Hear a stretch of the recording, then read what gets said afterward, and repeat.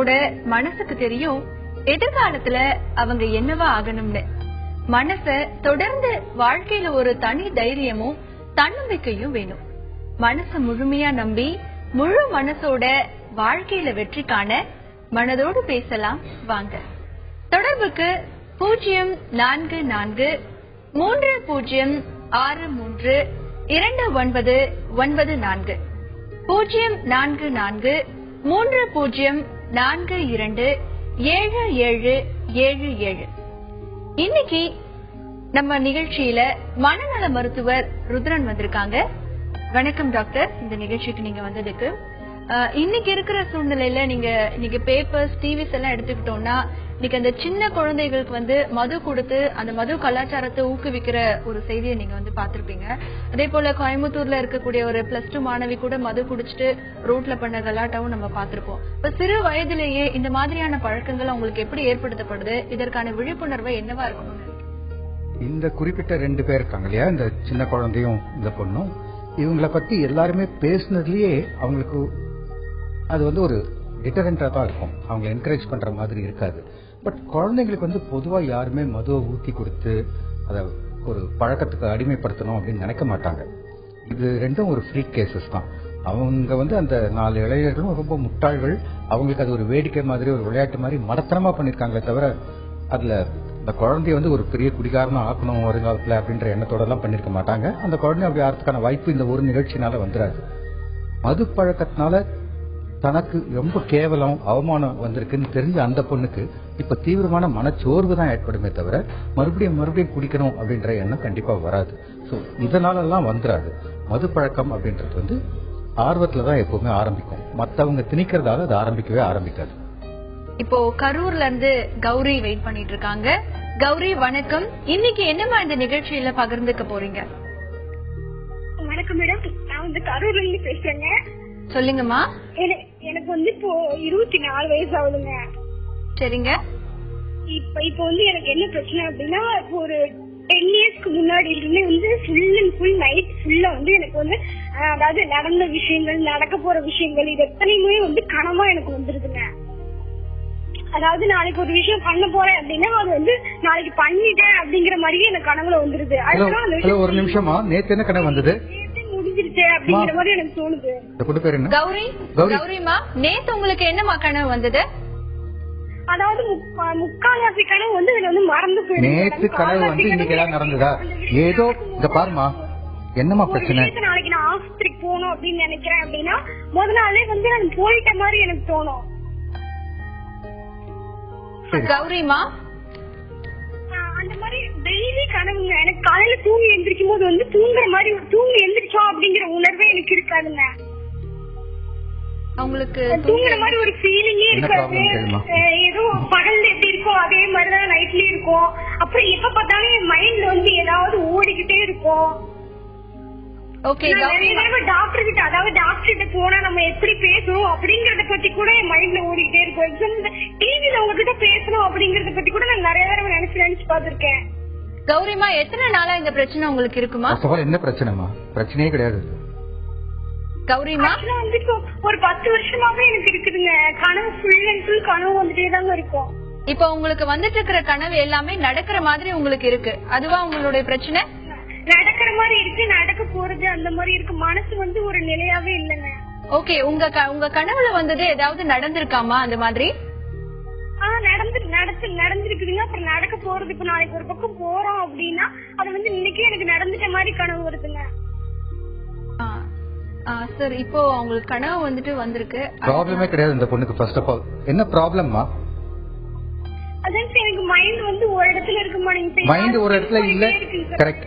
Mind ஒரு இடத்துல இல்லன்றதுதான் பிரச்சனையே தவிர கனவு வருது, அது நடக்குது, நடக்க போறது இல்ல, இது பிரச்சனையா இல்ல மனசு ஒரு மாதிரி இல்லன்றதான் பிரச்சனையா?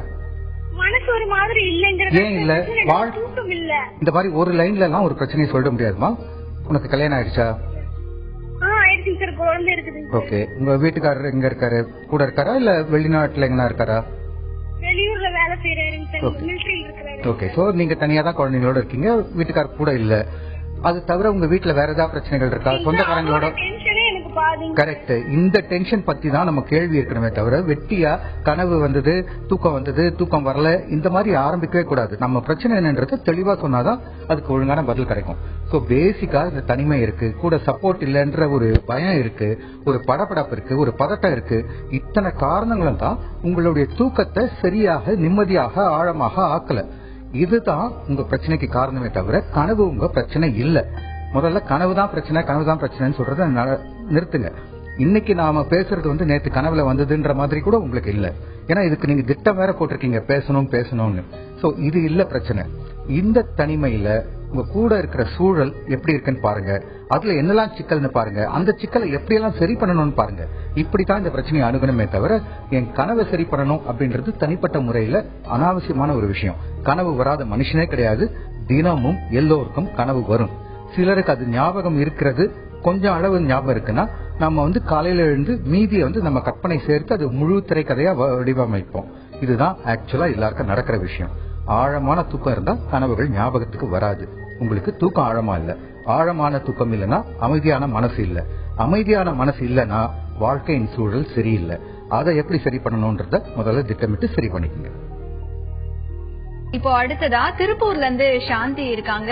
சாந்தி வணக்கம். இன்னைக்கு இந்த நிகழ்ச்சியில என்னமா பகிர்ந்துக்க போறீங்க? என்னன்னா என்னோட கணவருக்குங்க மனசு இருக்குன்னு டேப்லெட் சாப்பிட்டு இருக்கிறாங்க. ஹலோ சொல்லுங்கம்மா, பேசுங்கம்மா. சாப்பிட்டு இருக்கிறாங்க. அதான் நல்லா இருக்கிறாரு. எனக்கு கிடையாது, அது நார்மலா போயிட்டு இருக்கு. எனக்கு 2 குழந்தைங்க இருக்கிறாங்க. அதே சொல்றாங்க, அதே ஒரு குழந்தைங்களுக்கு வந்துருமா பையன் தான் எனக்கு எப்ப பாரு அடிக்கடி இருந்துகிட்டே இருக்கு. அதுக்கு என்ன செய்யலாம்ன்றதுதான் எனக்கு ஒரு கேள்வி. ஓகே, உங்க கணவருக்கு என்ன நோய்மா? மனச்சிதைவு நோயின்னு சொன்னாங்க. மனச்சிதைவு நோய் ரொம்ப ரொம்ப சில பேருக்கு தான் அவங்களுடைய சந்ததியை பாதிக்கும். எல்லாருக்கும் கண்டிப்பா அது வரணும்ன்ற அவசியம் கிடையாது. மனச்சிதைவு நோயும் நீங்க நினைக்கிற அளவுக்கு இந்த காலகட்டத்துல அவ்வளவு தீவிரமான பாதிப்புகளை உருவாக்குறது இல்ல. ஆரம்பத்திலேயே கண்டுபிடிச்சிட்டாக்கா அது ஓரளவுக்கு முழுமையா கூட நம்ம சரி பண்ண முடியும். கரெக்டுமா? அப்போ இருந்தது வேற, இப்ப இருக்கிறது வேற. நிறைய மருந்துகள் புதுசா வந்திருக்கு, விதவிதமான சிகிச்சைகள் வந்திருக்கு. இதன் மூலமாக அவருடைய வாழ்க்கையை இயல்பு நிலைக்கு கொண்டு வரது முன்னை விட இப்போது சுலபம், சாத்தியம். ஆனா உங்க குழந்தைக்கு வருமா வராதான்ற பயம் உங்களுக்கு இருந்தா உங்க குழந்தைகளுக்கு ஏதாவது அறிகுறிகள் இருக்கான்றத நீங்க இப்பல இருந்தே கவனமா பார்க்க ஆரம்பிங்க. சில குழந்தைகள் ஸ்கூலுக்கு போக மாட்டேன்னு அடம் பிடிக்கிறது கூட ஒரு மாதிரி மனக்குழப்பத்தின் ஆரம்பமா இருக்கும். அதாவது எந்த பிரச்சனையும் இல்லாம திடீர்னு நான் ஸ்கூல் போக மாட்டேன்னு ஸ்கூல் ரிஃப்யூசல் அப்படின்றது ஒரு குட்டி சிம்டம். அதை ஞாபகம் வச்சுங்க. இது தவிர சில குழந்தைகள் மத்தவங்க கிட்ட ரொம்ப பேசாது, ரொம்ப தனிமைப்பட்டிருக்காங்க, இன்ட்ரோவர்ட்டடா இருக்காங்க, அவங்களுக்கு நண்பர்கள் கிடையாது, எல்லார்கிட்ட தான் ஒதுங்கி இருக்காங்க, கலகலப்பா இல்ல அப்படின்னாலும் இந்த மாதிரி குழந்தைங்களுக்கு இந்த மாதிரி சிக்கல் வருங்காலத்துல வரதுக்கான வாய்ப்பு இருக்குன்னு கடந்த கால ஆய்வுகள் தான் சொல்லுது. அதனால உங்க குழந்தைகளுக்கு இந்த மாதிரி ஏதாவது குட்டி அறிகுறிகள் உங்களுக்கு இருந்தா, ஏதாவது வித்தியாசமா பிற குழந்தைகளிலிருந்து என் குழந்தை வித்தியாசமாக இருக்கிறது அப்படின்னு எந்த விதத்திலேயாவது உங்களுக்கு பட்டதுன்னா நீங்க உடனே பாத்தீங்கன்னா நிச்சயமாக ஒரு தீவிரமான மனச்சிதைவு வரதுக்கான வாய்ப்பு உங்க குழந்தைகளுக்கு கிடையாது. கண்டிப்பா பயப்பட வேண்டாம். சாந்திமா, பயப்படாதீங்க. டாக்டர் சொன்ன மெத்தட்ஸ் எல்லாம் நீங்க ஃபாலோ பண்ணுங்க. இப்போ அடுத்ததா ஈரோட்ல இருந்து ஆஷா இருக்காங்க. ஆஷா வணக்கம். இன்னைக்கு இந்த நிகழ்ச்சியில என்னமா பகிர்ந்துக்க போறீங்க? சார் வணக்கம் சார். சொல்லுமா. சொல்லுங்க. பையன் 4th படிக்கிறேங்க சார். ஸ்டடீஸ்ல கவனமே இருக்கிறது இல்லைங்க சார். சரி. எப்ப பார்த்தாலும் விளையாட்டுதாவே மைண்ட்லயே இருக்கிறாங்க சார். அவங்க எந்த சப்ஜெக்டுமே சின்சியரா எடுத்து படிக்கிறதே இல்லைங்க சார். சரிமா. எப்ப பார்த்தாலும் குழந்தைகளோட விளையாட்டுலயே இருக்கிறாப்ல. நம்ம சொன்னாலும் இப்ப டிராயிங் பண்ணணும், எனக்கு ஹிந்தி எழுதணும், அது எழுதணும்னு நம்ம உட்காந்து சொல்லிக் கொடுக்க டைம் எடுத்து சொல்லிக் கொடுத்தாலும் அதுலயே கவனம் செலுத்த மாட்டேங்கிறாப்ல சார். அதுக்கு என்னங்க சார் பண்ணலாம்? சில குழந்தைகளுக்கு கவனம் செலுத்த முடியாம இருக்கும், அவங்களுக்கு அட்டென்ஷன் குறைச்சலா இருக்கும். அந்த மாதிரி இருக்கிற குழந்தைகள் தனி ரகம்மா. உங்க குழந்தை எல்லாத்தையும் ஒரு பரபரப்பா இருக்கானா, ஒரு இடத்துல உட்கார முடியலையா, இந்த விஷயங்கள் எல்லாம் நீங்க பாக்கணும். அவன் மத்தவங்க எல்லாம் தொந்தரவு பண்றானா, எதுவும் ஒரு குறைந்தபட்சம் 1 மணி நேரம் அவனால உட்காந்து அவனுக்கு பிடிச்ச ஒரு கார்ட்டூன் படம் கூட பார்க்க முடியாத அளவு இருக்கான்னு பாருங்க. அப்படி இருந்தா அது ஒரு சின்ன நோயின் அறிகுறி. அது ஈஸியா சரி பண்ணிடலாம்.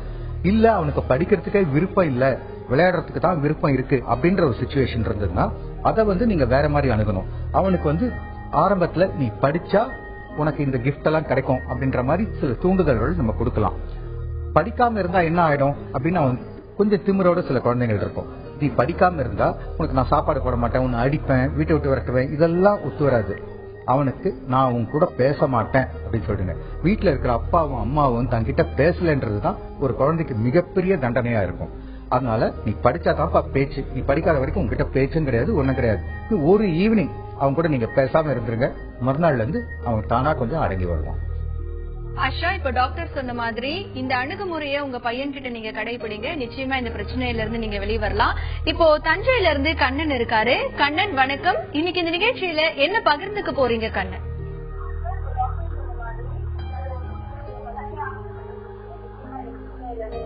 டிவி வால்யூமை மியூட் பண்ணிட்டு போன்ல கான்சென்ட்ரேட் பண்ணி பேசுங்க கண்ணன். சொல்லுங்க கண்ணன், டிவி வால்யூமை முழுக்க கம்மி பண்ணுங்க. சரிங்க கண்ணன். ஒரு 5-6 நாள் ஸ்கூலுக்கு போக மாட்டேன், பயமா இருக்கு, பயமா என்ன பயன் சொல்ல மாட்டேன், ஆனா ஸ்கூலுக்கே போக மாட்டேங்க. செத்தாலும் சாகுதுன்னு அவனே சொல்றான். எத்தனை நாளா இந்த மாதிரி உங்க பையன் சொல்றாங்க கண்ணன்? 5 நாளா? ஓகே. ஆனா எந்த பதிலுமே அவங்க சொல்லலையா நீங்க கேள்வி கேட்டதுக்கு? கேள்வி கேட்டு பயமா இருக்கு மட்டும் தான் சொல்றான், வேற எதுவும் சொல்ல மாட்டான். குழந்தை பயப்படுதுன்னு சொன்னா ஸ்கூல்ல போய் விசாரிக்க மாட்டீங்களா? ஏதாவது பிரச்சனை இருக்கான்னு கேட்க மாட்டீங்களா? அது சொல்லலையா? என்னன்னு கேட்டுருவேன், ஒண்ணுமே சொல்ல. அவன் வந்து உட்காந்து மட்டும் போவான். அவனை குழந்தை கிட்ட கேக்குறத விட்டுருங்க, ஸ்கூல்ல கேட்டீங்களா? நான் ஸ்கூல்ல கேட்டேன். அவன் வந்து படிச்ச எக்ஸாம் எழுத சொல்லிட்டான், அவன் எழுத. ஸ்கூல்ல கேட்டதுக்கு என்ன சொன்னாங்க?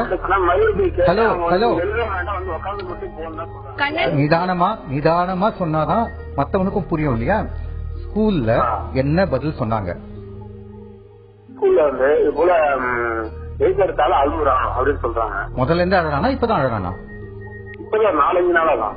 அந்த அழறதுக்கு அந்த 4 நாள் முன்னாடி ஏதாவது பெரிய எக்ஸாம் இருந்ததா, இல்ல அவனுக்கு ஏதாவது உடம்புக்கு சரியில்லாம ஆச்சா? சின்ன எக்ஸாம் தான் நடந்துச்சு, அந்த எழுதுனே அவன். ஏன் எழுதல? அதான் கேட்டதுக்கு எனக்கு பயமா இருக்கு அப்படின்னு சொல்லியிருக்கான். அந்த எழுதுனால விடுவேன்னு சொல்லியிருக்காங்க. அதுக்கப்புறம் எப்போ 4 நாள் ஸ்கூல் லீவ் விட்டு அனுப்பிட்டாங்க. ஓகே. அதுக்கப்புறம் நான் மறுநாள்ல இருந்து போக மாட்டேன்னு அழுகுறான். 5 நாளா ஒரு குழந்தை ஸ்கூலுக்கு போக மாட்டேன் பயப்படுதுன்னா நீங்க போய் ஒரு டாக்டரை பாத்துருக்க மாட்டீங்களா? ஏன் பாக்கல? முதல்ல ஒரு டாக்டர் பாருங்க. உங்க ஊர்ல உங்க வீட்டு கிட்ட இருக்கிற டாக்டர் யாராவது பாருங்க, ஒரு சைக்காட்ரிஸ்ட் பாருங்க, ஒரு ஜெனரல் டாக்டர் பாருங்க. அந்த குழந்தைக்கு உடம்பு கூட ஏதாவது ப்ராப்ளமா இருக்கலாம். இதெல்லாம் விட்டுட்டு 5 நாளா என் குழந்தை போலன்னு சொல்லிட்டு ஒரு மத்தியானம் போன் பண்ணி கேக்குறீங்களே, நீங்க இன்னும் அக்கறையா அந்த குழந்தைய ஒரு டாக்டர் கிட்ட கூட்டிட்டு போங்க. உடம்புக்கு எந்த ப்ராப்ளம் இல்லன்னு தெரிஞ்சுக்கங்க. அந்த ஸ்கூல்ல வேற ஏதாவது பிரச்சனையான்னு அவன் கூட படிக்கிற மத்த பசங்களோட அப்பா அம்மா கிட்ட கேட்டு பாருங்க. இவனை பத்தி கொஞ்சம் விசாரிச்சு சொல்லுங்களேன்னு கேளுங்க. அண்ட் அந்த பையன் கிட்டயே நிதானமா அன்பா அவனை வெளில கூட்டிட்டு போய் ஒரு ஹோட்டல் ஏதாவது வாங்கி கொடுத்து என்னமா ஆச்சு அப்படின்னு செல்லமா கேட்டு பாருங்க. இத்தனை எல்லாம் பண்றதை விட்டுட்டு 5 நாளா போல நீங்க பேசாம இருந்தீங்கன்னா 5 நாள்ன்றது 10 நாள் ஆகும், 20 நாள் ஆகும். சில நேரங்கள்ல ஒரு தீவிரமான ஃபீவர் ஆர் வேற விதமான உடம்புக்கு உபாதை வந்தாலும் அதனுடைய பாதிப்பின் தொடர்பாக இந்த குழந்தைகளால சரியா படிக்க முடியாது, சரியா எக்ஸாம் எழுதியிருக்க முடியாது. அந்த எக்ஸாம் சரியா பண்ணலையே, நம்மள எல்லாரும் திட்டுவாங்க, நமக்கு அவமானம் ஆகும் அப்படின்ற ஒரு வெட்கம் கலந்த பயம் அதிகமாகும் போது ஸ்கூல் போக மாட்டேன்னு சொல்லுவாங்க. இது ஒரு காரணம். இது தவிர சில குழந்தைகளுக்கு வந்து இந்த ஸ்கூல் போகாம இருக்குதுன்றது ஒரு பின்னால் வரக்கூடிய ஒரு நோயின் அறிகுறியா கூட இருக்கும். அதனால இதை உடனடியா நீங்க ஒரு டாக்டர் கிட்ட பாக்கணும். 5 நாள் தானே ஆச்சுன்னு விட்டுறாதீங்க. இது 5 நாள்ன்றது நீங்க அனாவசியமா டைம் வேஸ்ட் பண்ண 4 நாள். கண்ணன், டாக்டர் சொன்ன மாதிரி உங்க பையனை உங்க வீட்டு பக்கத்துல இருக்கிற ஒரு நல்ல டாக்டர் கிட்ட கூட்டிட்டு போங்க. அதே போல உங்க பையனை வெளியில கூட்டிட்டு போய் அன்பா அவர்கிட்ட கேளுங்க. அவர் உங்ககிட்ட காரணத்தை சொல்ல வாய்ப்பு இருக்கு. பெங்களூர்ல இருந்து ராமண்ணா இருக்காரு. வணக்கம் ராமண்ணா, இன்னைக்கு இந்த நிகழ்ச்சியில என்ன பகிர்ந்துக்க போறீங்க? ஹலோ, சொல்லுங்க ராமண்ணா. நம்ம ஒரு பையன் ஒரு பொண்ணு இருக்குது. சரிங்க ராமண்ணா. கல்யாணம் மேரேஜ் பண்ணி கொடுத்துருக்கோம். சரிங்க. மேரேஜ் கொடுத்தனால அதுல இருந்து நமக்கு ஒரே டென்ஷனா இருக்குது. சரிங்க. நைட்ல போகும்போதே நினைப்பா இருக்கு ஒரே பொண்ணுன்றதுனால. ஹலோ, எதனால இந்த டென்ஷன் உங்களுக்கு இருக்கு ராமண்ணா? நமக்கு பொண்ணு ஃபர்ஸ்ட் நான் பார்த்தா நமக்கு செட் ஆகல, ஏரியா செட் ஆகல, வேணாங்கிட்டோம். சரி. மறுபடியும் நம்ம தம்பியெல்லாம் சேர்ந்து அண்ணன் பசங்க தம்பியெல்லாம் சேர்ந்துட்டு குடும்ப வச்சுட்டாங்க. சொல்லுங்க ராமண்ணா.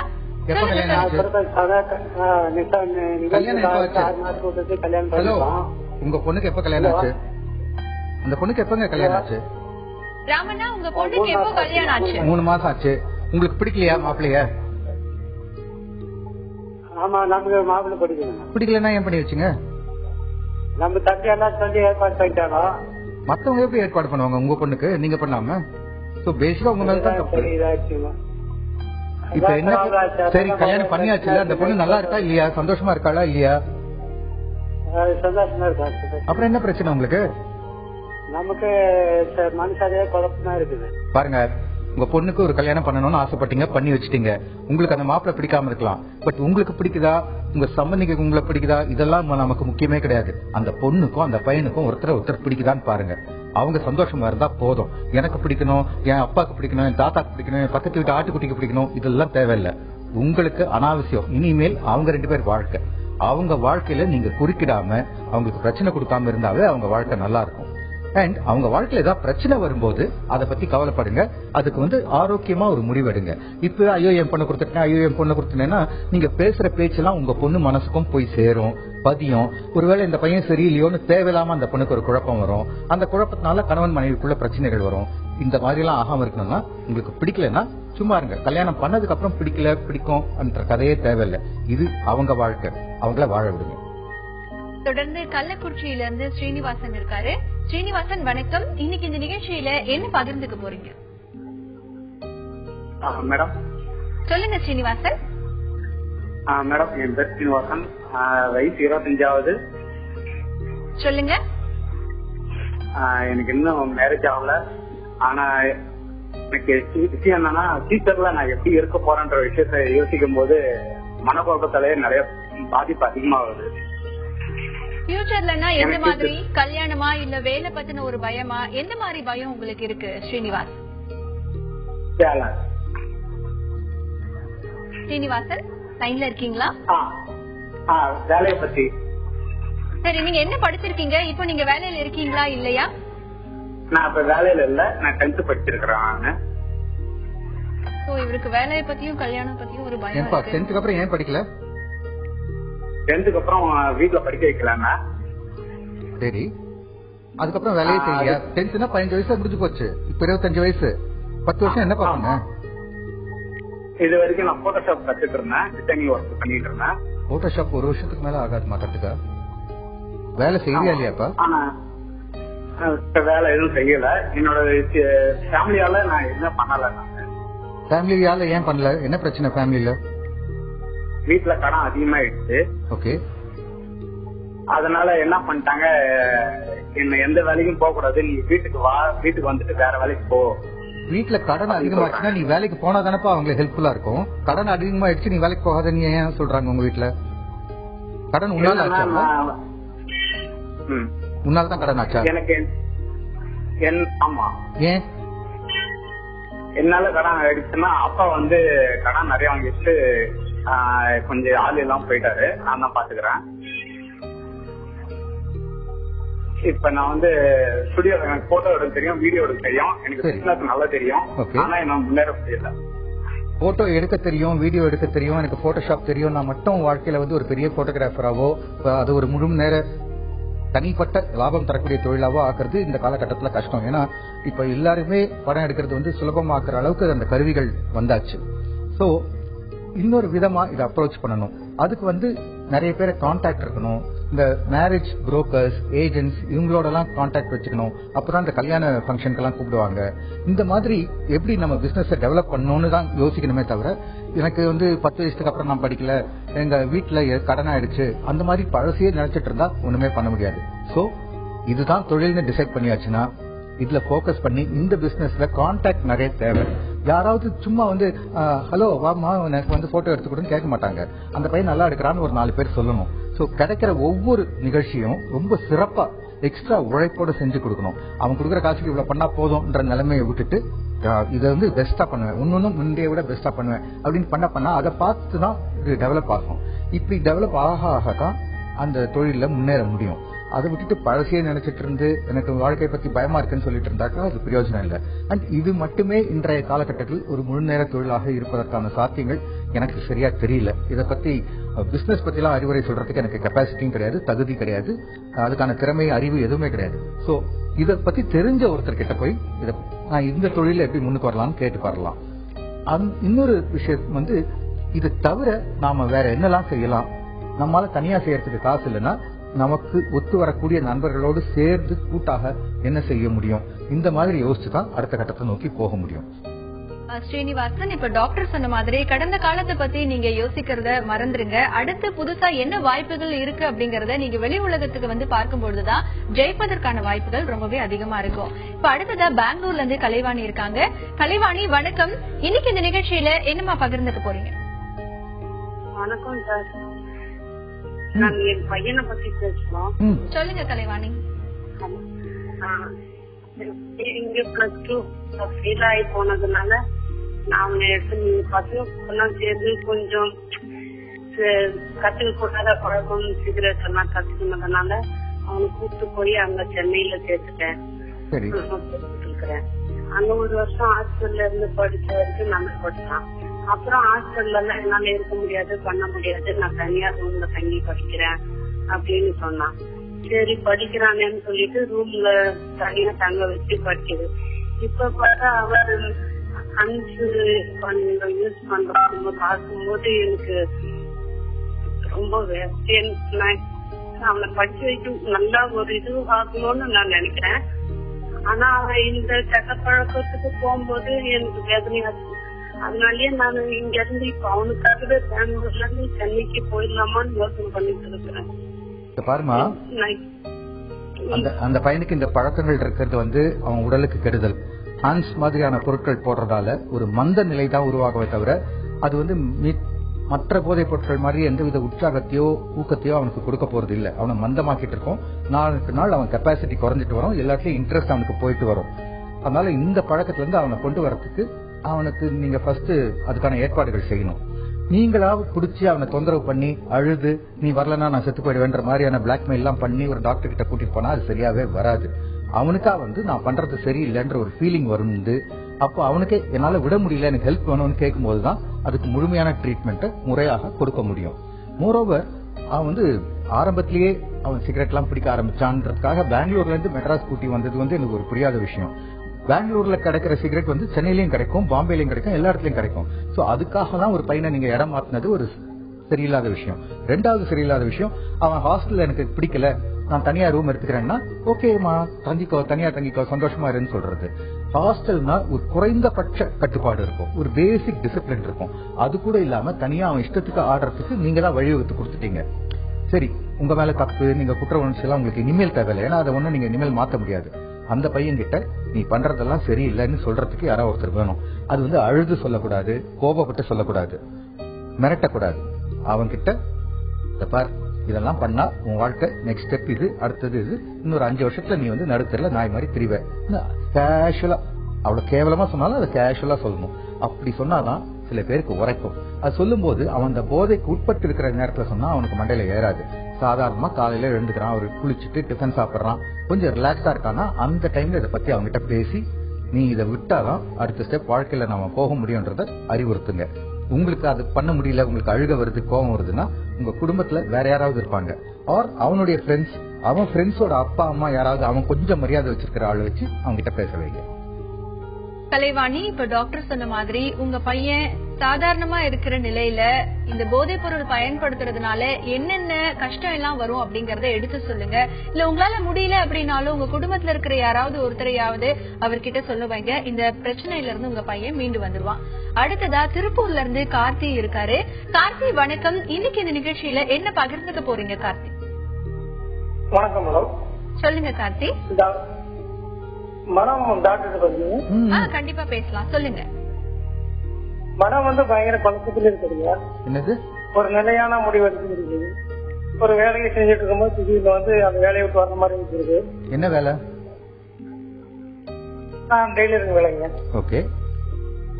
எவ்வளவு வேலை செஞ்சுட்டு இருக்கும்போது தெரியுமா? எவ்வளவு நாள் எப்படி இருக்கு? எவ்வளவு நாள் எப்படி இருக்கு? ஒரு 2 வருஷமா இந்த பிரச்சனை இருக்கு. 2 வருஷமா இருக்குது. 2 வருஷமா இருக்குது. ஓகே. எப்படி ஆரம்பிச்சது? இது ஆரம்பிக்கிறதுக்கு முன்னாடி ஏதாவது பிரச்சனை இருந்ததா? பிசினஸ் கொஞ்சம் டல்லாச்சா? வீட்டுல ஏதாவது பிரச்சனையா? புதுசா ஏதாவது மது அந்த மாதிரி பழக்கத்துக்கு அடிமையானீங்களா? இந்த மாதிரி எவ்வளவு விஷயம் இருக்கு. 2 வருஷத்துக்கு முன்னாடி என்ன நடந்தது? ஒரு கெட்ட பழக்கம் 2 வருஷமா தான் இப்படின்னு எப்படிமா சொல்ற? 2 வருஷத்துக்கு முன்னாடி ஏதாவது முக்கியமா ஏதாவது நடந்ததா? அதுக்கப்புறம் தான் இந்த மாதிரி ஆச்சா? அது உடம்பு கொஞ்சம் பலவீனமா இருந்துச்சு சார். உடம்புக்கு என்ன வந்தது? சத்து குறைவா இருந்தாங்க. என்னது?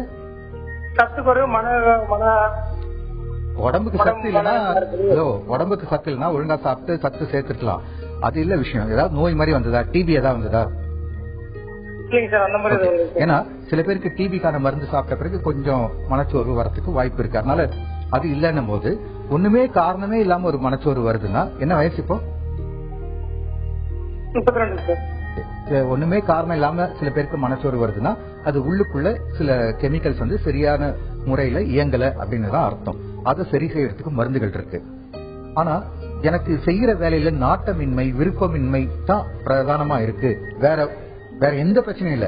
வீட்டுல மனைவியோட எந்த பிரச்சனையும் இல்ல, வருமானத்துல பிரச்சனை இல்ல, என் குழந்தைங்களோட படிப்புல எந்த பிரச்சனையும் இல்ல, குடும்பத்தோட எந்த பிரச்சனையும் இல்ல, கடன் இல்ல, எங்க சுத்தி இருக்கிறவங்களோட சண்டை இல்ல.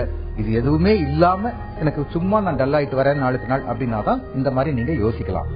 இல்ல நான் சொன்ன இந்த குட்டி குட்டி காரணங்கள் ஏதாவது ஒண்ணுன்னா அதை சரி பண்ணாதான் இந்த சோர்வு போகும். சில பேருக்கு வந்து தங்களுடைய வேலை வந்து காலப்போக்கில் ஒரு பர்ன் அவுட்னு ஒரு விஷயம் இருக்கு. ஒரே வேலையை திரும்ப திரும்ப திரும்ப செஞ்சுட்டே இருந்தாக்கா ஐயோன்னு ஒரு சலிப்பு வந்து ஒரு கட்டத்துல வரும். அப்ப வந்து ஒரு குட்டி பிரேக் எடுக்க வேண்டியிருக்கும். அந்த ரிலாக்ஸேஷன், அந்த ஹாலிடேக்கு அப்புறம் அவங்களால திருப்பி வந்து பழைய எனர்ஜியோட செய்ய முடியும். இப்ப இந்த நிகழ்ச்சியை தொடர்ந்து நான் பண்ணிட்டு இருக்கேன். எனக்கு வந்து போர் அடிச்சு போச்சுன்னா ஒரு 4 வாரம் இங்க வராம இருந்தேன்னா 5வது வாரம் வரும்போது எனக்கு ஒரு சுறுசுறுப்பு வரும். இல்லன்னா அப்படி நாளுக்கு நாள் அப்படியே அது டல் ஆயிட்டு வரும். இந்த மாதிரியா இல்ல ஏதாவது பிரச்சனையின் விளைவா நான் சோகமா இருக்கேன்னா ஃபர்ஸ்ட் டிசைட் பண்ணுங்க. பிரச்சனை தான் காரணம்னா அதை சரி பண்ணணும். இல்ல எந்த காரணமும் இல்லைன்னா நீங்க கண்டிப்பா ஒரு டாக்டரை பார்க்கணும். ஏன்னா இதுக்கு நீங்க சொல்ற மாதிரி இருந்தா அதுக்கு ஒரு மருந்துகள் அவசியம் தேவை, அதுவும் உடனடியாக தேவை. கார்த்தி, இப்ப டாக்டர் சொன்ன வழிமுறைகள் எல்லாமே நீங்க ஃபாலோ பண்ணுங்க. அப்படி பிரச்சனை ஏதாவது இருக்கும் பட்சத்துல அதுக்கான மாத்திரைகளும் சிகிச்சை முறைகளும் கண்டிப்பா இருக்கு. இந்த பிரச்சனையில இருந்து நீங்க மீண்டு வந்துடலாம். சென்னையில இருந்து வனிதா இருக்காங்க. வனிதா வணக்கம். இன்னைக்கு இந்த நிகழ்ச்சியில என்ன பகிர்ந்துக்க போறீங்க வனிதா? வணக்கம் மேடம், நான் சென்னையில இருந்து வனிதா பேசுறேன். வனிதா கொஞ்சம் சத்தமா பேசுங்கம்மா. நான் சென்னையில இருந்து வனிதா பேசுறேன் மேடம். சொல்லுங்கம்மா. எனக்கு வந்து திடீர்னு ஒரு மாதிரி பயமா இருக்கு. ஏதாவது ஆயிடுமோ, நமக்கு ஏதாவது ஆயிடுமோ, இல்ல எங்க கணவருக்கு ஏதாவது ஆயிடுமோன்ற ஒரு பயம் இருந்துட்டே இருக்கு எனக்கு.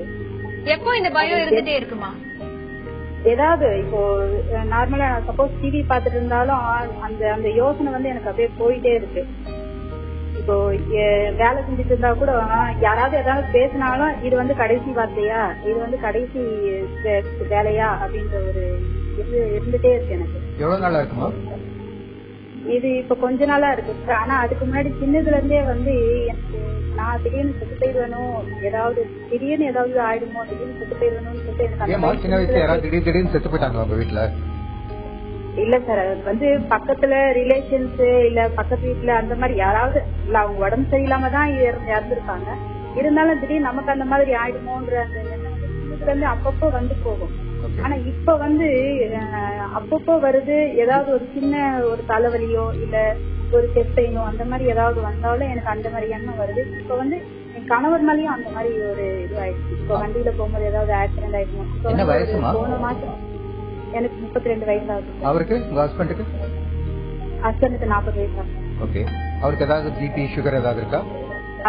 அதெல்லாம் பிரஷர் இருக்கு சார். அவருக்கு வேற எதுவும் கிடையாது. என்னமா? Pressure okay okay. அதனால பயம் வருதா? ஐயோ பிபி இருக்கு அது ஹை ஆயிடும்? இல்ல சார், அதனால எதுவும் கிடையாது. இப்ப வந்து போன மாசத்துல எங்க மூத்தார் பையன், அதாவது ரிலேஷன் ஒரு பையன் வந்து ஆக்சிடென்ட்ல இறந்து போயிட்டான். தெரியுமா? அதுக்கப்புறம் வந்து நாங்க வண்டியில போகும்போது ஒரு சின்ன ஆக்சிடென்ட் தான் அது. வண்டியில இருந்து கீழே விழுந்துட்டோம். அதுல இருந்து எனக்கு வண்டியில போகணும்னாலுமே பயமா இருக்கு. இதுல வண்டியில போகணும் அப்படின்னாலும் எனக்கு பயமா இருக்கு. இது ரொம்ப காமன், இது ரொம்ப சாதாரண விஷயம் தான்.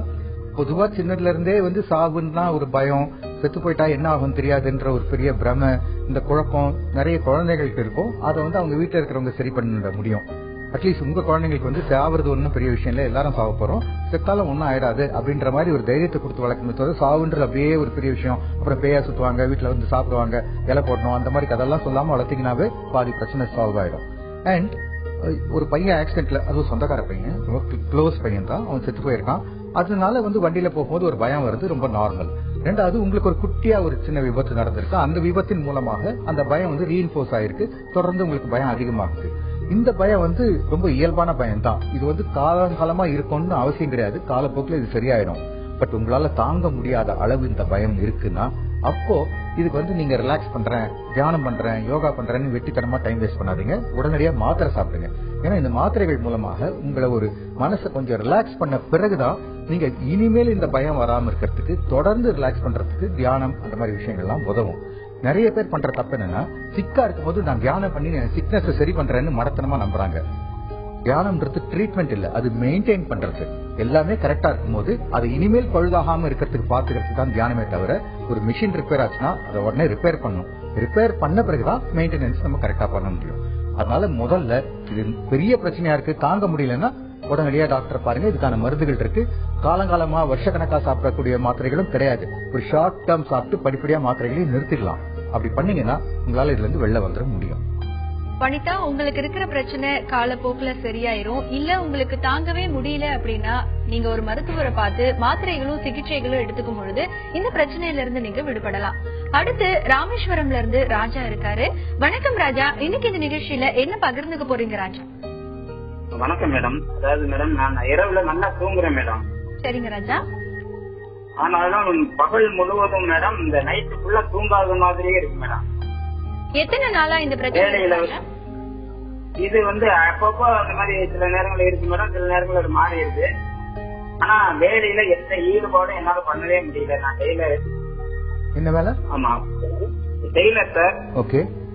நான் வேலையில ஈடுபாட்டோட பார்க்கவே முடியல. ஒரு 10 ட்ரெஸ் தைக்கிறேன்னு சொன்னா அந்த மாதிரி குழப்பங்கள் வரும்போது ஒரு 4-3 கூட தைக்க முடியல. அதனால வேலைகள்லாம் திருப்பி ஓடுறேன். நான் பகல் ஃபுல்லா எனக்கு தூங்காத மாதிரியே இருக்கு, இரவு ஃபுல்லா முழிச்ச மாதிரியே இருக்குது. படுத்து கண்ண மூடி தூங்கி ஆனா தூக்கம் இல்லாத மாதிரி இருக்கா, இல்ல தூக்கமே வரலையா? இல்ல சார், நல்லா தூங்கிடுறேன் சார். நைட்டு ஃபுல்லா நல்லா தூங்குறேன். ஓகே. ஆனா பகல்ல வந்து இரவு முழுவதும் தூங்காத மாதிரியே இருக்கு. பகல்ல சாப்பிட்ட உடனே டயர்டா இருக்கா, தூக்கம் வர மாதிரி இருக்கா? டயர்டா இருக்கு. அந்த குழப்பங்கள் இரவு முழுதும் ஒரு தூங்காம இருந்தா எப்படி இருப்பானோ அந்த மாதிரி. இரவு முழுதும் தூங்காம இருக்கிறவங்க எல்லாம் குழப்பம் வரணும்லாம் அவசியம் கிடையாது. குழப்பம் இருந்தாதான் ராத்திரியில தூக்கம் வராம போகும். சோ ராத்திரி தூக்கம் இல்லாத மாதிரி ஒரு ஃபீலிங் இருக்குன்னா அது ஆழ்ந்த நிம்மதியான தூக்கம் இல்ல. அது சரி பண்றதுக்கு உங்க அருகில் இருக்கும் ஒரு டாக்டரை பார்த்தாவே அதுக்கான மருந்துகள் கொடுத்து சரி பண்ணிருப்பாங்க. வேலையில நாட்டம் இல்லைன்றது ரெண்டாவது விஷயம். இது வேற அது வேற, ரெண்டையும் நீங்க போட்டு அனாவசியமா கனெக்ட் பண்றீங்க. வேலையில நாட்டம் இல்லைன்னா சில பேருக்கு, உங்களுக்கு என்னன்னு தெரியல, சில பேருக்கு வந்து தேவையில்லாம ஹார்ன்ஸ் போடுறது, இந்த மாதிரி புகையிலை பழக்கங்கள் வரும்போது ஒரு மந்த நிலை உருவாகும். அது அப்புறம் பாத்துக்கலாமே, கொஞ்சம் ரெஸ்ட் எடுத்துக்கலாமே அப்படின்ற ஒரு மனநிலை வரும்போதுதான் வேலையில நாட்டம் குறைய ஆரம்பிக்கும். தவிரவும் நான் வேலை செய்யறேன், எனக்கு வேலை வந்து சரியா கிடைக்கல, என் பக்கத்துல 2வது 3வது தெருல ஒரு நல்ல கடை புதுசா வந்திருக்கு, எல்லாரும் அங்க போக ஆரம்பிச்சிட்டாங்கன்னு ஒரு தாழ்வு மனப்பான்மை வந்து தோல்வியை மனசு ஒத்துக்காம தள்ளி போடுறதுக்கான ஒரு சாக்குகளை தேடிக்கும். இன்னொரு விதமா வீட்லயோ உங்களை சுத்தியோ வேற சில பிரச்சனைகள், பொருளாதார பிரச்சனைகள், உணர்ச்சிகள் பூர்வமான பிரச்சனைகள் இருந்தா அப்பவும் வேலையில நாட்டம் குறையும். ஏன்னா மனசு வந்து அதுலயே உழன்று கொண்டிருக்கும். இதெல்லாம் இல்லன்னா வெறும் தூக்கம் தான் பிரச்சனை அப்படின்னா தயவு செஞ்சு உங்க பக்கத்துல இருக்கிற டாக்டரை பார்த்து தூங்குறதுக்கு வழி பண்ணிக்கோங்க.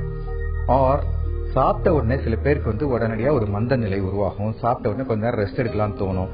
ஆனா நமக்கு நிறைய வேலை இருக்கு, அதனால அது தூக்கமும் வராது. அந்த மாதிரி இருந்தாக்கா பரவாயில்ல, ஒரு 1/2 மணி நேரம் தூங்கி எழுந்துட்டு நீங்க வேலையை செஞ்சீங்கன்னாவே உங்களால சுறுசுறுப்பா இயங்க முடியும். ராஜா, இப்ப டாக்டர் சொன்ன வழிமுறைகள் எல்லாம் நீங்க ஃபாலோ பண்ணுங்க, உங்களுடைய பிரச்சனையில இருந்து நீங்க விடுபடலாம். அடுத்ததா பாண்டிச்சேரியில இருந்து மாலதி இருக்காங்க. மாலதி வணக்கம். இன்னைக்கு என்னமா இந்த நிகழ்ச்சியில பகிர்ந்துக்க போறீங்க? மேடம், அது வந்து எங்க ஹஸ்பண்ட் கவர்மெண்ட் ஜாப்ல இருக்காங்க. சேலரி வாங்குறாங்க மேடம். கொஞ்சம் சேலரி இருக்கிறப்போ என்கிட்ட கொடுத்தாங்க. வீட்டுல என்ன செஞ்சேன், எவ்வளவு சேலரி, என்ன செலவு எல்லாத்தையும் என்கிட்ட பகிர்ந்துக்கினாங்க. சேலரி நிறைய ஆனவங்க எங்கிட்ட வீட்டுல சரியா கொடுத்துட்டு இல்ல. கணக்கு கேட்டோம்னா என்ன ஏன் காசு என்னுடைய இது அப்படின்ட்டு தினம் ப்ராப்ளமா இருக்குது.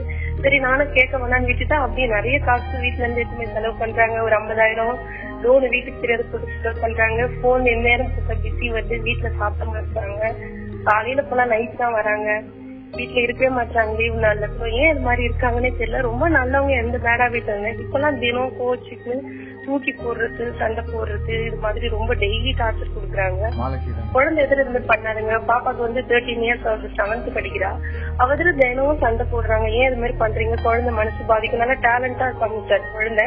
ஆனா குழந்தை ரொம்ப வந்து அம்மா எனக்கு ரொம்ப மறந்து போதுமா படிக்கிறதெல்லாம் அப்பா கண்டு போறதுனால நீ கம்முன்னு இருமான்ற. நானும் கம்முன்னு தான் இருக்கேன். ஆனா அவங்க வந்து ஏதாச்சும் ஒண்ணு வெளியில போயிட்டு உள்ள வர்றதே கண்டு போறாங்க. என்ன காரணம்னே தெரியவே மாட்டேங்குது. ஹலோ, உங்க வீட்டுக்கார மேல ஏதாவது சந்தேகம் வருதாமா உனக்கு? வேற ஏதாவது சந்தேகம் இருக்கா? ஆமா இருக்குங்க சார். போன் எப்பயுமே பிஸி வருது. போனை வந்து பீரோக்குள்ள வச்சு கூப்பிட்டு போறாங்க. சார்ஜ் குடிக்கிறது பாத்ரூம் கறந்து குடிக்கிறாங்க. சார்ஜ் பாத்துக்கிட்டே இருக்காங்க. சோ பேசிக்கா உங்களுக்கு உங்க வீட்டுக்கார மேல ஒரு சந்தேகம் இருக்கிறதா இதோட ஆரம்ப கட்டமா எனக்கு தெரியுதுமா. காசு வந்து உங்ககிட்ட கொடுத்தாங்களா, அவர் பாக்கெட்ல வச்சுக்கிறாரா, செலவு பண்றாரான்றது உங்க பிரச்சனையா தெரியல. படிப்படியா வந்து உங்ககிட்ட இருக்கிற நேரம் குறையுது, வேற வேலையில எல்லாம் அவர் ஈடுபடுறாருன்றத வச்சு உங்களுக்கு வேற ஏதோ சந்தேகங்கள்லாம் வருது. அங்கதான் இந்த பிரச்சனை ஆரம்பிக்குது. இந்த சந்தேகத்துக்காக நீங்க உடனே ஒரு பெரிய சத்தம் போட்டு சண்டை ஆரம்பிக்கணும்னு கிடையாது. இந்த சந்தேக மனப்பான்மையோட ஒருத்தரை அணுகி நம்ம பாக்குற பார்வை, நம்ம பேசுற பேச்சு, நம்மளுடைய உடல் மொழி எல்லாத்துலயும் அடுத்தவங்களை வந்து கொஞ்சம் இரிட்டேட் பண்ணும். இரிட்டேட் பண்ணும்போது அவங்க ரியாக்ஷனும் அதே மாதிரி இருக்கும். அவங்க மேல தப்பே இல்லைன்னா அவங்க ரியாக்ஷன் வேற மாதிரி இருக்கும், தப்பு இருந்தா வேற மாதிரி இருக்கும். சோ சண்டையின் அடிப்படை காரணமே இந்த சந்தேகம் தான். இந்த சந்தேகத்தை உடனடியா நீங்க தீர்த்துக்கணும். எப்பவாவது அவர்கிட்ட நீங்க உட்கார்ந்து இந்த மாதிரி ஏதாவது இருக்கான்னு டைரக்டாவே கேட்டுட்டீங்கன்னா பிரச்சனை அங்கேயே ஆரம்பிச்சு அங்கேயே முடிஞ்சிடும். அதை விட்டுட்டு உள்ளுக்குள்ளவே நீங்க வச்சுட்டு இந்த ஆள் இப்படி பண்றானா, ஒருவேளை உங்ககிட்ட போன் பண்றானா, இந்த காசு அவங்களுக்கு கொடுத்துட்டானா, அது நீங்களா ஒரு பெரிய திரைக்கதையை அமைச்சு நீங்களே டைரக்ட் பண்ணும்போது அந்த கேரக்டர் எல்லாம் உங்களுக்கு எதிரியா வில்லனா தான் மாறும். சோ முதல் கட்டம் உங்க ஹஸ்பண்ட் கிட்ட பேசணும். பட் இவ்வளவு தூரம் நீங்க அதை எடுத்து பெருசா ஆக்கிட்டீங்கன்றதால இப்ப நீங்க பேசினாவே அது சண்டையில தான் போய் முடியும். சோ கேஷுவலா அவங்களோட சிஸ்டர்ஸ் யாராவது இருப்பாங்க, அவங்க க்ளோஸ் ஃப்ரெண்ட்ஸ் யாராவது இருப்பாங்க, அவங்க கிட்ட வீட்டுல இந்த மாதிரி பிரச்சனை இருக்கு, எனக்கு பிரச்சனை இருக்குன்னு சொல்லாதீங்க, என் குழந்தைக்கு படிப்பு கெட்டு போகுது, அவர் இந்த மாதிரி அப்செட் ஆறா, நீங்க அவருக்கு கொஞ்சம் அட்வைஸ் பண்ணுங்களேன்ற மாதிரி ஆரம்பிச்சீங்கன்னா உங்களுக்கு ஒரு சான்ஸ் இருக்கு. மாலதி, இப்ப டாக்டர் சொன்ன வழிமுறைகள் எல்லாம் நீங்க ஃபாலோ பண்ணுங்க. இந்த பிரச்சனையில இருந்து நீங்க சீக்கிரமா விடுபட்டுலாம். வணக்கம் தினா, இன்னைக்கு இந்த நிகழ்ச்சியில என்ன பகிர்ந்துக்க போறீங்க? சார் நான் கடலூர்ல இருந்து பேசுறேன். சரிமா. ஹலோ சார், பையன் 3rd படிக்கிறான் சார். இப்போ பாத்தீங்கன்னா பயங்கர வாழ்க்கை. நாங்க வந்து இங்க ஒரு சைக்காலஜிஸ்ட் காமிச்சதுக்கு அவங்க என்ன சொல்றாங்கன்னா பிஹேவியர் டிசார்டர்னு சொன்னாங்க சார். அது கொஞ்ச நாள் ட்ரீட்மெண்ட் போயிட்டு இருந்தாங்க சார். அவன் திரும்ப பாத்தீங்கன்னா ஒரு 4 நாள் நல்லா இருக்கும் சார். நல்ல கொஞ்சம் மிரட்டி அனுப்புனா கொஞ்சம் 4 நாள் கிளாஸ்ல நல்லா இருக்கும். அதுக்கப்புறம் பசங்க கிட்ட ரொம்ப தொந்தரவு பண்றது, கிளாஸ்ல உட்கார்றது கிடையாது, நடந்துகிட்டே தான் சார் இருப்பான். கிளாஸ் ஃபுல்லா நடந்துட்டு இருக்கிறது, எழுதி போடுறது, எழுதுறது கிடையாது. ஒரு கொஞ்சம் கூட ஒரு மேனஸ் இல்லாம பசங்களை அடிக்கிறது எல்லாமே பண்றான் சார். பயங்கர கம்ப்ளைண்ட் வருது ஸ்கூல்ல இருந்து. நாங்க போய் டீச்சர்ஸ் வந்து பாக்க சொல்றாங்க. போய் பாக்கும்போது ஒரு நாள் நல்லா இருக்கும், அடுத்த நாள் நல்லா இருக்கா, திரும்பவும் அதே மாதிரி ஆரம்பிச்சிடறான். இன்னமும் 3rd படிக்கிறான். எல்கேஜி ஆரம்பிச்சது இன்னமும் குறையல சார். ஓகேமா, பொதுவா குழந்தை நார்மல் டெலிவரியாமா? நார்மல் டெலிவரி தான் சார். டெலிவரி லேட் ஆச்சுன்னு சொல்லி வேக்யூம் போட்டு எடுக்கிறது, ஃபோர்சப்ஸ் போட்டு அதெல்லாம் இல்ல சார், நார்மல் சார். ஓகே. சின்ன வயசுல ஃபீவர் வந்து ஃபிட்ஸ் மாதிரி வந்திருக்கா குழந்தைக்கு? இல்ல சார், இது வரைக்கும் ஃபிட்ஸ் எதுவும் வந்தது அப்படின்னா ஃபைன். ஆனா பொதுவா நீங்க டிஸ்கிரைப் பண்ற மாதிரியான ஒரு விஷயத்தை வச்சு பார்த்தா இது வந்து ஹைப்பர் ஆக்டிவ் குழந்தையா நம்ம எடுத்துக்கலாம். இந்த ஹைப்பர் ஆக்டிவ் குழந்தைங்க வந்து இன்னைக்கு நீங்க போய் அட்வைஸ் பண்றீங்க, அதுக்கப்புறம் 2 நாள் குவைட்டா இருக்குனாக்கா அது ஹைப்பர் ஆக்டிவா இருக்காது. ஏன்னா நீங்க எவ்வளவு அட்வைஸ் பண்ணாலும் அந்த குழந்தைங்க மண்டையில ஏறாது. அவங்க தொடர்ந்து அதே மாதிரி தான் பிஹேவ் பண்ணுவாங்க. சோ சில நேரம் விட்டு தான் இந்த குழந்தைக்கு வருதா, தொடர்ந்து இருக்கா, இந்த மாதிரி நிறைய விஷயங்கள் இருக்கு. நீங்க ஒரு சைக்காலஜிஸ்ட பாத்திருக்கீங்க, அதே நேரத்துல நீங்க ஒரு நியூராலஜிஸ்ட், ஒரு சைக்கியாட்ரிஸ்டையும் சேர்த்து பாத்துருங்க. பாத்தீங்கன்னா அந்த குழந்தைக்கு பிரெயின்ல ஏதாவது இரிட்டேஷன் இருக்கா, அதனால அந்த பிஹேவியர் அந்த மாதிரி இருக்கா, ரெஸ்ட்லெஸ்ஸா இருக்க சான்சஸ் அதெல்லாம் கூட இருக்கு. அதனால இதெல்லாம் நீங்க ரூல் அவுட் பண்றது உங்களுக்கு நல்லது. சோ ஒரு பிஹேவியர் தெரப்பி மட்டும் இந்த குழந்தைக்கு போதும்னு எனக்கு தோணலமா. ஏன்னா அந்த மாதிரி போதாது. இந்த குழந்தைக்கு வந்து வேற சில விஷயங்கள் தேவைப்படும். எதுக்காக அது தேவைப்படும்ன்றது இன்னும் கொஞ்சம் டீடைல்டா அனலைஸ் பண்ணாதான் முடியும். வெறும் துருத்துருன்னு இருக்கான்றது வேற, அவனால நிம்மதியா குவைட்டா சொல் பேச்சு கேட்டு அடங்கி ஒரு இடத்துல உட்கார முடியல, அவனை மீறி அது செயல்படுறான் அப்படின்றது வேற ஒரு விஷயம். இதுல 2ல எது? ஒரு சில குழந்தைங்க வேணும் திமிர்ல பண்றாங்கன்னா அந்த ஸ்கூல் டீச்சர் அவங்களை மிரட்டுறது அடிக்கிறதுலயே அவங்க வந்து பயந்து அடங்கிடுவாங்க. நீங்க சொல்ற அந்த 3rd ஸ்டாண்டர்ட் குழந்தைன்றதால. சோ இப்பவே நீங்க பாத்துறது பெட்டர். ஆனா தரோவா பாக்கணும். டாக்டர் சொன்ன மாதிரி நீங்க ஒரு சைக்கியாட்ரிஸ்ட் மற்றும் நியூராலஜிஸ்ட உங்க பையனை கூட்டிட்டு போங்க. நிச்சயமா இந்த பிரச்சனையில இருந்து நீங்க மீண்டு வந்துடலாம். அடுத்த வெளிநாட்டுல இருந்து ஒருத்தவங்க வெயிட் பண்ணிட்டு இருக்காங்க. வணக்கம், இன்னைக்கு இந்த நிகழ்ச்சியில என்ன பகிர்ந்துக்க போறீங்க? சார் வணக்கம். நான் வந்து வெளிநாட்டுல இருந்துக்கிறேன். எனக்கு கல்யாணம் ஆயிட்டு வந்ததுல இருந்து ஹஸ்பண்ட் வந்து சரியா இருக்கிறதோ இல்ல இது பண்றதோ கிடையாது. ஈவினிங் ஆபீஸ் விட்டு வந்தா டிவி பார்த்துட்டு உட்கார்ந்து இருக்கிறது, அவ்வளவுதான். சாப்பிடுற நேரத்துக்கு சாப்பிடுறது இப்படிதான் இருந்தது. பட் வாழ்ந்த 3வது நாள் அவங்க கூட ஒர்க் பண்றவங்களோட ஹஸ்பண்ட் வந்து அவரு யாரோ ஒரு தப்பான இது வச்சிருந்தாரு, அவங்க கிட்ட இருந்து அவங்க பொண்டாட்டி கூட்டிட்டு வந்துட்டாங்க. அந்த ஹஸ்பண்ட வந்து திருத்தி இப்ப புருஷன் கூட வாழ்றாங்க அப்படின்னு எல்லாம் ஆரம்பத்துல சொல்லிட்டு இருந்தாரு. ஓகேன்னு கேஷுவலா விட்டாச்சு. அப்புறம் ரொம்ப வருஷமா கொஞ்சம் பழக்கங்கள்லதான் ஃப்ரெண்ட்ஸ் ஃபேமிலி எல்லாரும் ஒன்னாதான் இருப்போம். பட் ஒரு 2 வருஷத்துக்கு முன்னாடி வந்து அவங்க கூட ஒர்க் பண்ற ஒரு லேடி கூட பேசிட்டு இருக்கும் போது அந்த லேடி என்கிட்ட சொன்னாங்க, நீ வந்து வெளியே என் புருஷங்கிட்ட எல்லாம் பழகுற மாதிரி நான் யாருக்கிட்டையாவது பழகனா என் புருஷன் சந்தேகப்படுவான் அப்படிங்கிற மாதிரி சொன்னாங்க. நான் வந்து வெளியே என்கிட்டயே ஸ்ட்ரெயிட்டா சொன்னேன். அது நான் வந்து அவங்க ஹஸ்பண்ட் கிட்ட பழகுற மாதிரி அவங்க வந்து வேற ஆம்பளைங்க கிட்ட பழகனா அவங்களோட ஹஸ்பண்ட் வந்து அவங்கள சந்தேகப்படுவாங்களாம். அப்படின்னா அவங்க ஹஸ்பண்ட் கிட்ட நீ கேஷுவலா இருக்கிறத அந்த பொண்ணு சந்தேகப்பட்டு பேசிட்டாமா? அப்படியா? இல்ல, டோட்டலாவே இவ்வளவுதான். நான் அவங்களுக்கு போன் பண்றதோ பேசுறதோ கிடையாது, அவங்களும் எனக்கு போன் பண்றது பேசுறதோ எதுவுமே கிடையாது. பட் இந்த மாதிரி இருக்கு இப்படி சொன்ன இது வந்து எனக்கு மனசு ஒரு மாதிரி கஷ்டமா இருந்து 2 வருஷம் முன்னாடி நடந்ததுன்னு சொல்றீங்களா? 2 வருஷத்துக்கு அப்புறமா பிரச்சனையா இருக்கு. அது இன்னும் எக்ஸ்பேண்ட் ஆயிருச்சு இப்போ. அதுதான் இப்போ பிரச்சனை. என்னாச்சு? ஆக்சுவலா கொஞ்ச நாள் கழிச்சு ஒரு சொல்லலாமா ஹஸ்பண்ட் கிட்ட சொல்லலாமா வேண்டாமான்னு யோசிச்சு கொஞ்ச நாள் கழிச்சு திரும்ப ஹஸ்பண்ட் கிட்ட சொல்லிட்டேன். இந்த மாதிரி அவங்க வந்து இந்த மாதிரி என்கிட்ட சொன்னாங்க, எந்த அர்த்தத்துல சொல்றாங்க இப்படி, நான் ஏதாவது அவங்க ஹஸ்பண்ட் தப்பா பழக்கிறேன் அப்படி அப்படின்னு ஹஸ்பண்ட் கிட்ட. ஆனா அவங்க அந்த லேடியும் என்னோட ஹஸ்பண்டும் தான் எப்பயுமே க்ளோஸா பேசுவாங்க, பழகுவாங்க. அவங்க ஹஸ்பண்ட் வீட்டுல இருக்காங்களோ இல்லையோ என்னோட ஹஸ்பண்ட் வந்து அவங்க வீட்டுல போய் சாப்பிடுறது எல்லாமே இருக்கும். என்னோட ஹஸ்பண்ட் வந்து அவங்க கிட்ட ரொம்ப ஃபேமிலி மேட்டர் எல்லாம் ஷேர் பண்ணிப்பாங்க. இந்த மாதிரி இருக்கு. நான் இதுல என்ன தப்பு பண்ண என் ஹஸ்பண்ட் கிட்ட கேட்டேன், நீ அவங்க அந்த அர்த்தத்துல சொல்லிருக்க மாட்டாங்க அப்படின்னு சொல்லிட்டு என்கிட்ட பயங்கர சண்டை. அன்னைக்கா ஆரம்பிச்சது பிரச்சனை பயங்கரமா. அத வந்து திரும்ப அதுக்கப்புறம் வந்து வேற என்கிட்ட ஆரம்பத்துல இருந்து என்கிட்ட எதுவுமே சொல்றது கிடையாது, எதுவும் பண்றது கிடையாது. வீட்டு விஷயம் ஆபீஸ்ல போய் என்னோட புருஷன் எங்க வெளியே போறாப்படி அப்படிங்கிற விஷயம் கூட அந்த லேடி கிட்ட பேசும்போதுதான் எனக்கு தெரியுமே ஒழிய என் புருஷன் எங்க போறாங்கிற விஷயம் எனக்கு தெரியாது. இத நான் கேட்டாலும் என்கிட்ட சொல்றது இல்ல அப்படின்னு எல்லாம் கேட்டா இல்ல கேட்கல சொல்ல. அப்ப அவங்களுக்கு தெரிஞ்சிருக்கேன்னு கேஷுவலா கேட்டாங்க, நான் சொல்லிட்டேன். இதுதான் பதில். கேஷுவலா கேட்டா பதில் வரும். கேட்கும் போதே ஒரு சந்தேகத்தோட கோவத்தோட எல்லாம் கேக்குறியா? இல்ல, நானும் அவங்க கிட்ட இத்தனை வருஷமா ஒழுங்கா தானே பழகிட்டு இருக்கிறேன். இத்தனை வருஷம் ஒழுங்கா பழகினா இப்ப பழகலையா? அப்படின்னு அர்த்தம். இப்ப பழகல, இப்பயும் அவங்க கிட்ட நானும் பேசிக்கிட்டு தான் இருக்கிறேன். பட் என்னோட ஆரம்பத்துல இருந்து எனக்கு எதுவுமே. உன்னோட பிரச்சனை என்னமா இப்போ? உன் ஹஸ்பண்ட் உங்ககிட்ட அன்பா நடந்துக்கலன்றதா, அந்த பொண்ணு கிட்ட அன்பா இருக்காருன்றதா? எது பிரச்சனை? இல்ல எனக்கு என்னோட கொஸ்டின் என்ன, இப்ப இந்த மாதிரி பேசி நான் அவர்கிட்ட ஸ்ட்ரெயிட்டாவும் கேட்டுட்டேன். கேட்டதுக்கு வந்து அப்படியெல்லாம் ஒண்ணு. ஆனா அவங்க ஆபீஸ்ல இருந்து நீ வேணும்னா நீயே வேணா இன்ஃபர்மேஷனை கலெக்ட் பண்றதுனா பண்ணிக்கோ, என்கிட்ட எதுவும் கேட்காது அப்படி இப்படின்ட்டு எல்லாம் பேசிட்டேன். அவங்க ஆபீஸ்ல அப்படி இப்படின்ட்டு ஏதாவது லைட்டா இன்டெரக்டா விசாரிச்சா யாருமே வந்து நல்லபடியா சொல்ல மாட்டேங்கிறாங்க.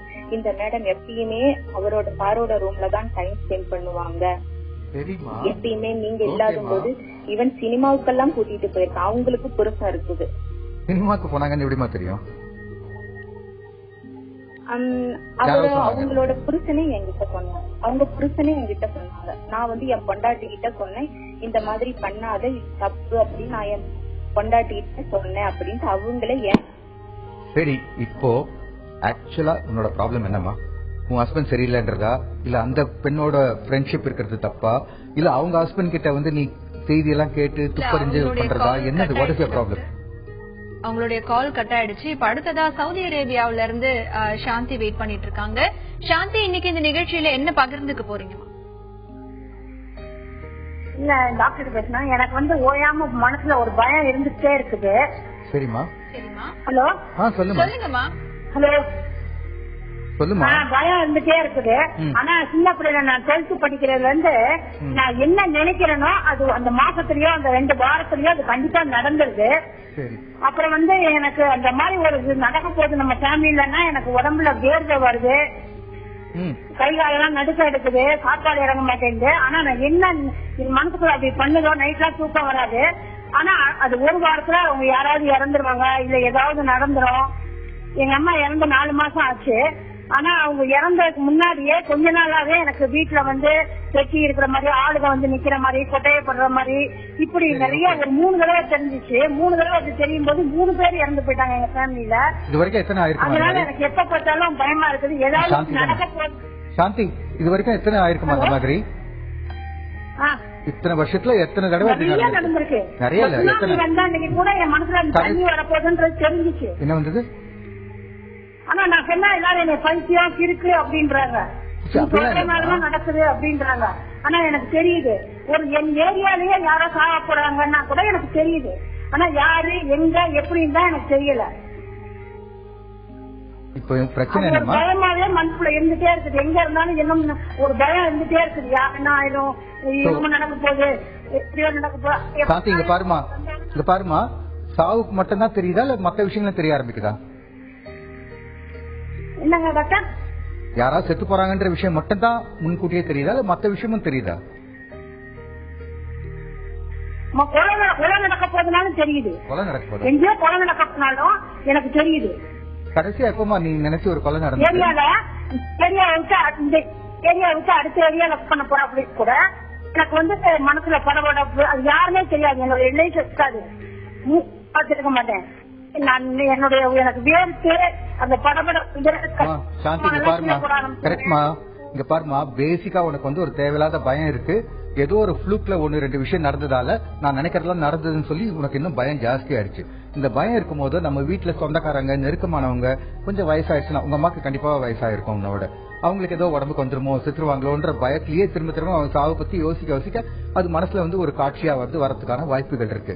அப்புறம் கொஞ்ச நாள் கழிச்சு அவங்க செத்தாக்கா, நான் அன்னைக்கு நினைச்சேன், இந்த அன்னைக்குன்றது நான் சில பேருக்கு 3 நாள் முன்னாடி நினைக்கும் போது அது ஒரு ஃப்ளூக்ல நடந்திருக்கும், சில பேருக்கு 30 நாள், சில பேருக்கு 3 மாசம், இந்த மாதிரி எப்பவோ நினைச்சேன். நான் நினைச்சேன் இல்ல நடந்ததுன்னு நாம கனெக்ட் பண்ணிக்கிறோமே தவிர அப்படியெல்லாம் நடக்கிறதுக்கு வாய்ப்பே கிடையாதுமா. யாருக்கும் அந்த மாதிரியான ஒரு தூர்தர்ஷன் எல்லாம் கிடையாது உலகத்துல. அண்ட் இந்த பயம் காலப்போக்குல அதிகமாயிடுச்சு அப்படின்றதால இதை நாம குறைக்கணும். ரெண்டாவது, இது கண்டிப்பா நடக்குதுன்ற நம்பிக்கை மிக தவறான நம்பிக்கை. அந்த நம்பிக்கையில இருந்து வெளியில வரணும். அது வரத்துக்கு நீ டெய்லி என்ன நினைக்கிறதோ எழுதி வைமா. உங்க ஏரியால ஒரு கொலை நடக்குதுன்ற ஒரு கதை சொன்ன இல்லப்பா, கொலை நடக்குதுன்னா காலையில பேப்பர் எடுத்து பார்த்தா அது மறுநாள் கூட நடக்கலாம், உங்க ஏரியால 2 வாரம் கழிச்சு நடக்கலாம். கண்டிப்பா எங்கேயாவது ஏதாவது ஒரு கொலை, ஒரு குற்றம், ஒரு சாவு நடந்து கொண்டேதான் இருக்கும் நம்ம சுத்தி. உடனே நான் நினைச்சேன் அதனாலதான் நடந்ததுன்னு சொல்ல முடியாது. சோ நிஜமாவே உனக்கு ஒரு எண்ணம் வருதுன்னா யாருக்கு என்ன நடக்குதுன்றத டீட்டெயிலா எழுதி பாருமா. அதுவும் உனக்கு வர செய்தியும் ஒன்னா இருக்கான்னு செக் பண்ணி பாருமா. நாளடைவுல சிச்சி நாம நினைக்கிறதெல்லாம் நடக்கல, இது ரெண்டும் ஒரு ஃப்ளூக்ல நடக்குது அப்படின்றது உனக்கு புரிய ஆரம்பிக்கும். ரெண்டாவது, இந்த பயத்தை குறைக்கிறதுக்கு உனக்கு உடனடியா கண்டிப்பாக ஒரு ட்ரீட்மெண்ட் தேவை. ஏற்கனவே இது சொல்றதால என்ன பைத்தியன்றாங்க, எனக்கு தேவையா பேசுறாங்கன்னு சொல்றதால ஒரு சைக்கியாட்ரிஸ்ட் கிட்ட போறதுக்கு ஒரு அச்சம், நாணம் இதெல்லாம் இருக்கும். அதை தயவு செஞ்சு விட்டுறணும். பயம் நமக்கு ஜலதோஷம் பிடிக்கிற மாதிரி ஒரு சின்ன நோய். அதையும் சரி பண்றதுக்கு அழகான மருந்துகள், விரைவா பாஸ்டா முடிக்கக்கூடிய சிகிச்சை முறைகள் எல்லாம் இருக்கு.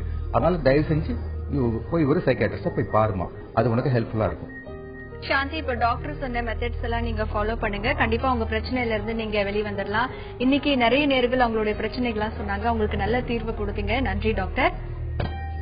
தேவையில்லாத தைரியத்தை நம்மளுடைய முட்டாள்தனமா தான் மத்தவங்க பாப்பாங்க. அளவுக்கு அதிகமான தன்னம்பிக்கை மத்தவங்களுக்கு தலைகணமா தான் தெரியும். தன்னம்பிக்கையோ தைரியமோ தேவையான இடத்துல தேவையான அளவு இருந்தாதான் அதுக்கான சரியான மதிப்பு கிடைக்கும். எந்த ஒரு இடத்துலயும் நம்ம மதிப்பை நம்ம பாதுகாக்க மனதோடு பேசலாம். மீண்டும் சந்திக்கலாம். அதுவரை உங்களிடமிருந்து விடைபெறுவது அன்புடன் ஹேமா.